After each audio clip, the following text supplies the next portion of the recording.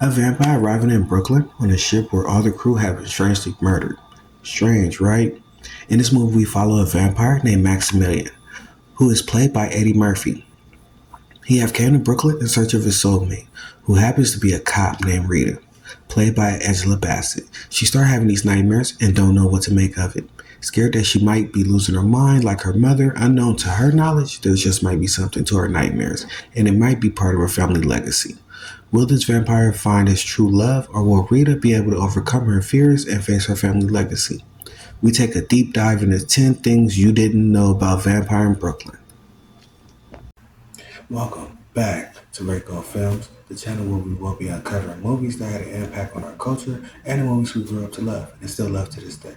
Follow me as I take you to behind the scenes of your favorite movie. We uncover behind the scenes gossip that nobody was hoping we found out. I hate to be the bearer of bad news, but we found out. We have a list of 10 different facts that we uncovered. And remember to stay on this gossip. All you got to do is click subscribe, stay tuned in, and we will be bringing you gossip every week. This is 10 things you didn't know about Vampire in Brooklyn. So let's go ahead and get into it.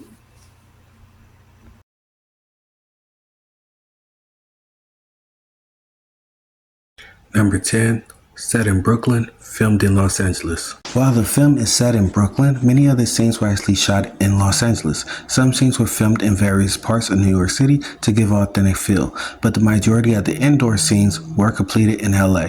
While a significant portion was shot in Los Angeles, some scenes were filmed on location in Brooklyn, New York. To capture authentic shots of the borough areas around Williamsburg and Bushwick were used to add local flair and provide the setting that the story called for. Also, Greenwood Cemetery in Brooklyn, Harlem. Some shots were captured in Harlem, contributing to the film's urban East Coast vibe. The Angels National Forest, exterior night scenes where the filmmakers wanted a darker, more remote feel. It's said that the film took 55 days for the filmmakers to make, but they only filmed 3 days in New York City. Yeah, that's crazy to think that most of the film was filmed in Los Angeles, because you would think by the title of the film that majority of it will be filmed in Brooklyn. That's crazy, but they did say that it did take the film 55 days, and out of those 55 days of them making the film, they only spent 3 days of that on location in Brooklyn, New York. That's mind blowing to me. I just found that out myself. That's wow. But I do have a question of the day for you guys, just for my movie critics out there, just to test your movie knowledge. Now, this is not the only movie John Witherspoon appeared in the year 1995. What was the other film? Please drop that down there in the comments if you know the other film. Number 9, directed by Wes Craven. The film was directed by Wes Craven, best known for his horror classic like A Nightmare on Elm Street and Scream.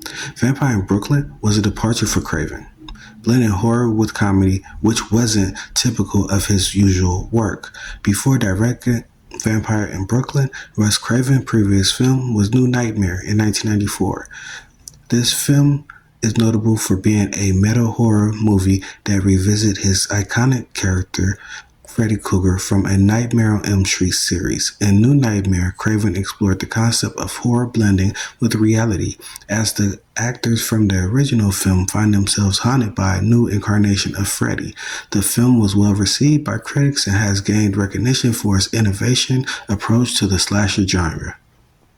Who would have thought the horror legend himself, Wes Craven, would be behind this particular movie, Vampire in Brooklyn? Now, when you do watch it, you do see some of the Wes Craven touch on it, but my part is the humor. It's like you never seen a Wes Craven horror movie with this much humor in it at all. They dated up to this date. Honestly, I have not seen one that covers as many avenues that Eddie Murphy did, with playing different characters and still keeping a homage to the horror slasher film of the vampires. Now, I will say this. I don't remember Blackula because that's a little bit out of my age group, but I do remember Vampire Brooklyn being first, then Blade, because we do get Blade later on. But Vampire Brooklyn was the first one that I remember as the black vampire. Leave it in the comments of whatever black vampire y'all remember first. Me personally, I'm going with Vampire in Brooklyn, then Blade. Number 8, Angela Bassett role. Angela Bassett starred as Detective Rita, who was already an acclaimed actress at the time. Had previously gained attention for playing Tina Turner in What's Love Got to Do With It. Her role in Vampire in Brooklyn added to her versatility by showcasing her in a horror comedy context. Bassett took her role very seriously and performed many of her own stunts. She wanted to portray Rita as a strong, complex character who wasn't just a damsel in distress, bringing depth to her interactions with Maximilian and her struggles with her identity. Miss Angela Bassett, she did do her thing in that movie as Rita. She was convincing and she was able to bring a little bit more sex appeal to the film.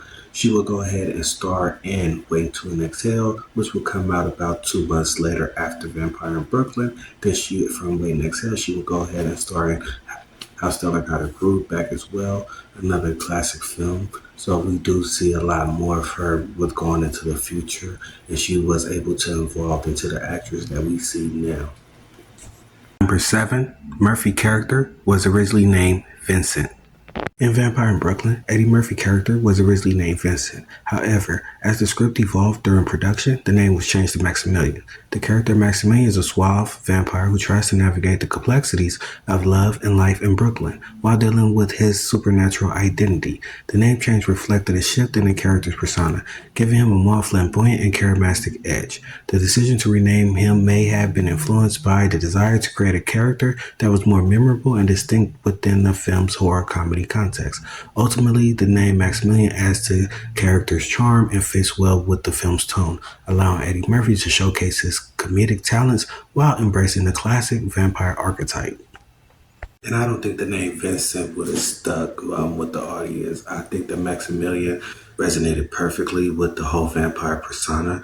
I don't think Vincent would have had the same ring to it that the film was reaching for. I am glad that they did go in a total opposite way with the name change. That needed to happen because they wouldn't be able to put this film out there with the main character named Vincent. I don't think it would have been the same, already got over the same. So Maximilian, that name added a lot to the film and it was able to be successful with that character, with that name. Number 6, the role of Julius originally written for a different actor. The role of Julius in Vampire in Brooklyn wasn't specifically written with a particular actor in mind, but it is widely noted that the character was initially constructed to be more of a traditional menacing henchman rather than the comedic decaying ghoul we see in the film. After Kadeem Hardison auditioned, his comedic performance impressed the filmmaker so much that they decided to adjust the character to suit his strengths, making Julius a more humorous and memorable sidekick to Maximilian. Hardison's background in comedy, especially from his role as Dwayne Wayne on A Different World, brought a unique energy to the film, and his chemistry with Eddie Murphy added to the movie's dark comedic tone. Number 5, the hair incident. The hair incident on the set of Vampire in Brooklyn involved Eddie Murphy's long vampire wig catching on fire during a scene. While details about the exact circumstances are sparse, it reportedly happened during a stunt that involved pyrotechnics.